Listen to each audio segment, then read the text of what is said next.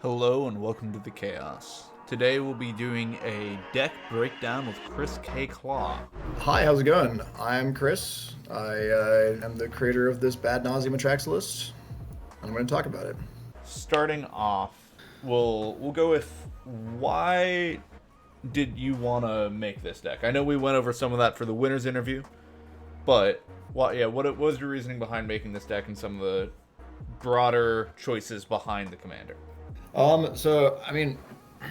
think that it started just looking at Tivit and Tivit's success and seeing that like a high CMC commander that would generate a lot of value and hit hard was not like a crazy idea.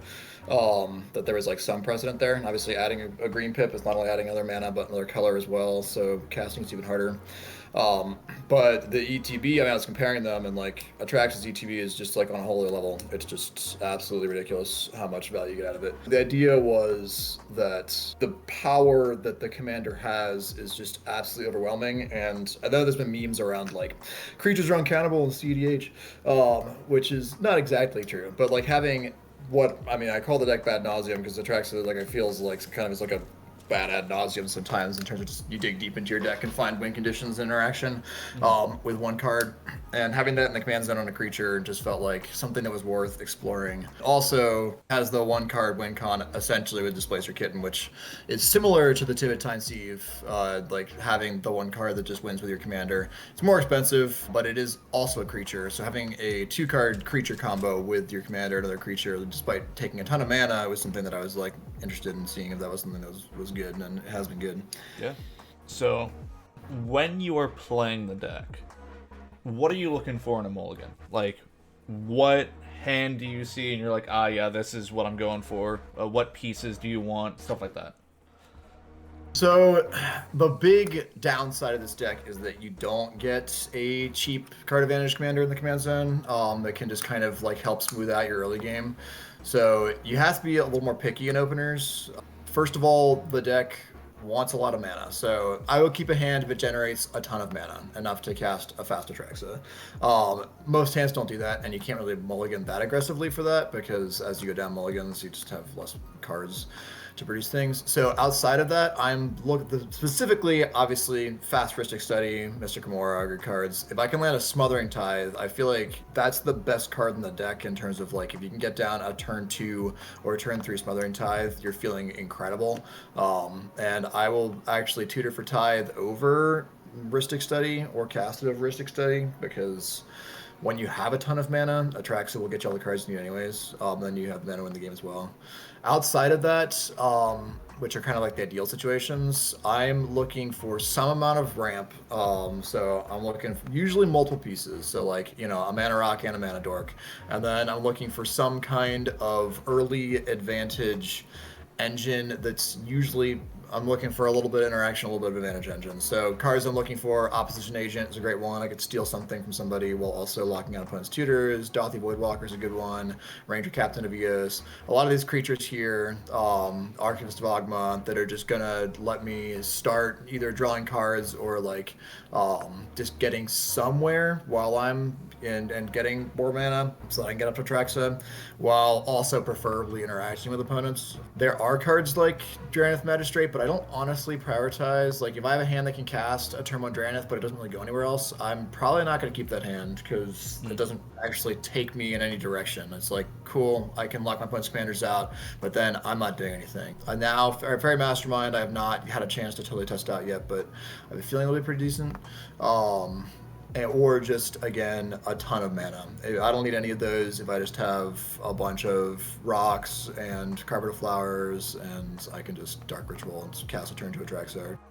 So, as you're talking about how you're still trying out a ton of cards in this, one of the notable exclusions I noticed from the list is that you don't run Ad Nauseam in the deck. What is your reasoning behind that? So I had it for a while, and I tried it, and I ended up with so many sad nauses. You're not playing red, so you don't get all the red like burst mana. Instead, you get green mana, and all the dorks are useless on an ad nause turn. Like, I would have a lot of like just nauses that just killed me. And I also found that I just found that Atraxa was much more likely to resolve as well. Like Ad Nauseam gets countered a lot of times, and then when it was resolving, I was oftentimes just not getting there. So it's possible that there's like value in having Nauseam as like a one card tutorable, effect if you have a ton of mana and Trax is locked out somehow, or like for end step purposes. But I cut it, and the deck has felt smoother afterwards because I can just add cards that are a little chunkier, like Eldritch Evolution and Culling Ritual, and not to worry about it. Makes sense. Are there any other cards you want to highlight? Any standout cards? Obviously, Kitten is a massive part of that, and we'll get to combos in just a little. But any standout cards in the list? Yeah, I will once again say Smothering Tithe. I know Smothering Tithe is a card that, a lot of faster decks are not looking to play because it's 4-mana enchantment that you have to kind of wait back to your turn. But I have a really high percentage of wins in games where I resolve Smothering Tithe in the early turns.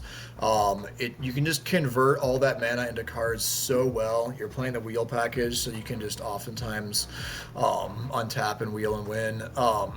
And I mean, you get 11, 12 mana if your opponents are playing fishes and mystics and stuff. When you get back to your turn, then you just cast Atraxa. And if you cast Atraxa and you have 5, 6 mana left over, like, you usually win the game there. You can usually find something in the top 10 cards that will get you there, as well as interaction to back it up. So that's a great one. I also think that Emil is worth noticing. I've won a lot of games by copying opponents' Docksides. I think that Dockside is the biggest loss of this deck. And just not getting Dockside, so I've put in Friction Metamorph and Imposter Mech as ways to copy Dockside that are also flickerable with Emil. And Emil's also great in stacks games when your opponents get Rule of Laws out and everyone's kind of sitting and staring at each other with counter spells, just counter anyone's attempts to win. Emil can just flicker Atraxa a billion times without putting a single spell in this back or spell in the stack, and then you'll find your Beseiju or your Otawara be able to hit the Rule of Law unencounterably or Abrupt Decay, and then just win with an overwhelming number of cards. So that one's also been surprisingly great, given that there's no explicit way to combo it. Makes sense. Yeah, I know that you're still doing a whole lot of experimenting as far as cards, and it'll be interesting to see where the deck is in another month or two. Yeah, it's definitely changing a lot constantly. I mean, it has gotten, it plays way, way smoother than when I built it. It feels a lot better. But I also know there's a lot more that can be done with it. There's definitely slots that are not locked in. And it's hard because one of the kind of secret considerations with the deck and the card choices is that you do want to diversify your card type count as much as you can, because Atraxa's ability gives you unique card types. If you cast Atraxa and you hit 4, 5 instants, you only get to take one of them, and that's not often great. I want to be hitting 5, 6 cards off Atraxa on average. There's also one more card I want to mention. Obviously it's a food chain deck, but I think one of the big advantages I've found of this deck over other food chain decks, because in this food chain can a lot of times be a 1-card combo, because if you have a couple creatures in play and you can cast Atraxa just a few times manually by exiling her to food chain and using the floating mana to cast her again, you can usually find a way to either get to Displacer Kitten or Eternal Scourge and then just go off from there. So that's also been really nice to find, is that I don't really need to find both parts of the food chain combo, as long as I have some creatures in play. Yeah, makes sense. Which, as we're talking about food chain here, what are your kind of go-to combos, go-to win cons for the deck? Obviously, you've got food chain, but what stuff do you use with food chain, and what are some other combos in the deck that you typically go to for a win? Yeah, so to finish talking about food chain, I only run Eternal Scourge. I have been really happy with that. Someone suggested that, what if you just cut one of the food chain cards?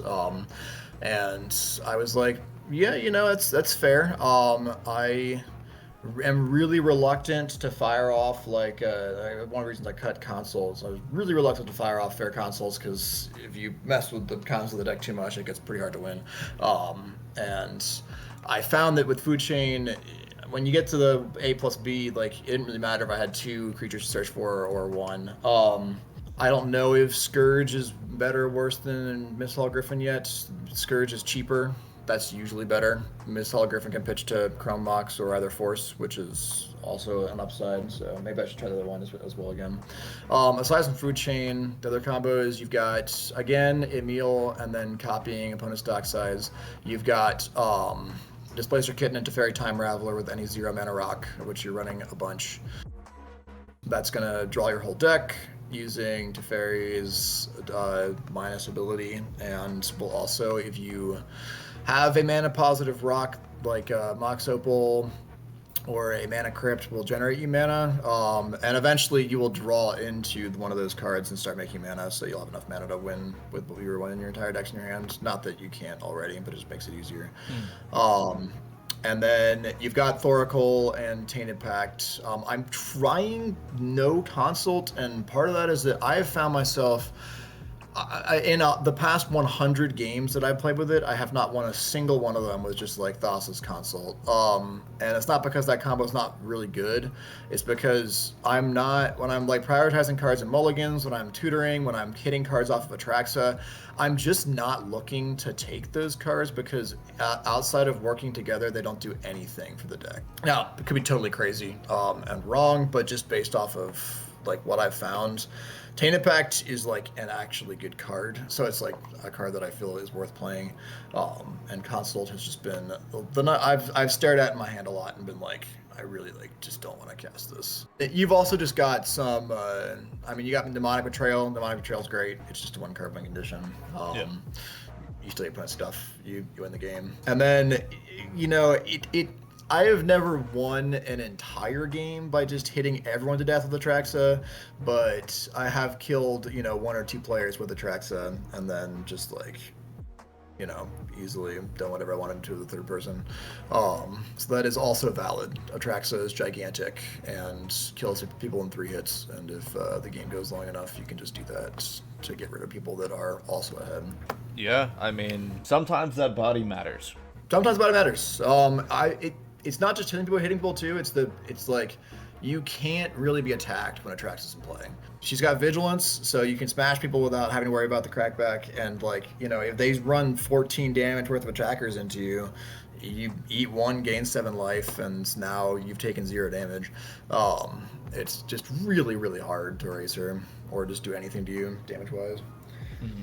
So when you sit down at a table, looking around at the players around you, what specific deck or what deck archetype is the scariest to you? Well, I would say that I have found that the deck suffers against layered stacks. So if there's one stacks deck at the table and it's like a medium stacks deck, the deck is actually quite good because you have a lot of ways to just kind of grind value and generate under that. But when the stacks pieces start layering up, it can be hard. I think that Rule of Law is in particular something that I'm really not enthusiastic about seeing at all. We're looking to cast a lot of spells in 1 turn, and getting Atraxa out in particular, you would think that your fallback under Rule of Law is cast Atraxa and attack, but the problem with that is that a lot of your ways to get Atraxa out involve multiple spells, either like casting much rocks or a Culling Ritual into Atraxa or something else, and it can be very difficult to get her in play by just making land drops. This deck is proactive. You are looking to win. You can win on turn 3, pretty consistently, and you're looking on each of your turns to check can I win the game here? Because a lot of times you can.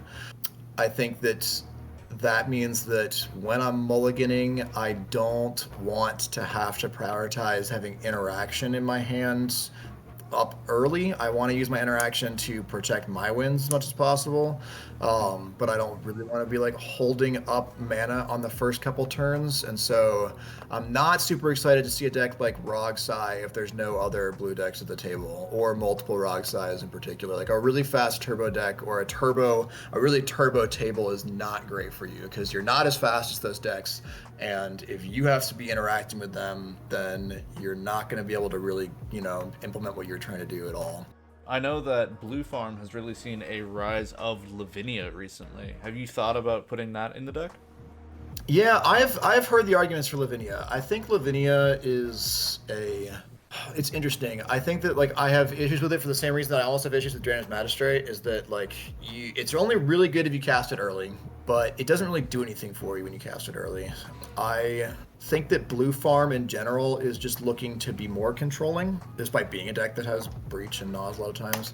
I find that Blue Farm is like happy to grind like deep into the late game, and I think that also like having Tim down the command zone means that like all your creatures are valuable as attackers that can get in and draw cards, whereas like creatures in this deck, they feed your food chain and they feed your Guy's Cradle, but those are one-ofs in your deck as opposed to being something that your deck has in the command zone. But I would be interested in trying it. I mean, I'm just like trying lots of stuff, and so like I would be happy to see what happened playing it and see if there's like a more controlling version of the deck that could work. Thank you so much for coming on and letting me ask these questions and having you walk through and break down the deck. Yeah, sweet. Thanks for having me. It's always fun to talk about it. And if anyone who ever listens to this has any feedback, suggestions, or anything, I am still like a pretty inexperienced CDH deck builder, so I would love to hear any opinions or feedback. I love this deck. It's a total blast to play. I have a ton of fun with it, but I also know it can definitely be continually improved, so thoughts are appreciated. I'd say you've done a great job with building it so far. We'll see how you can push it even further in the future. Yep, thanks, man. I appreciate it. Yeah, thank you. And a special thank you to our patrons, especially Frenchie at the Feldar Guardian tier. We couldn't do any of this without all of you guys. Thank you so much.